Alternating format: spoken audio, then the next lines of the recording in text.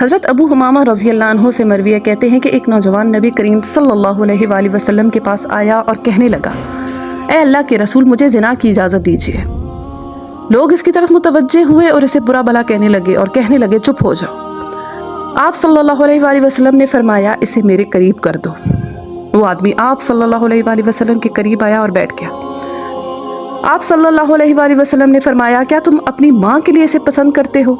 इसने कहा, अल्लाह की कसम नहीं, अल्लाह ताला मुझे आप पर कुर्बान करे। आप सल्लल्लाहु अलैहि वसल्लम ने फरमाया, लोग भी अपनी माँ के लिए इसे पसंद नहीं करते।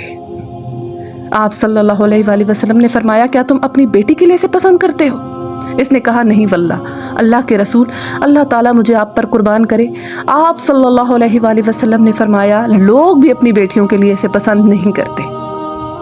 फिर फरमाया, क्या तुम अपनी बहन के लिए इसे पसंद करते हो? इसने कहा, अल्लाह की कसम नहीं।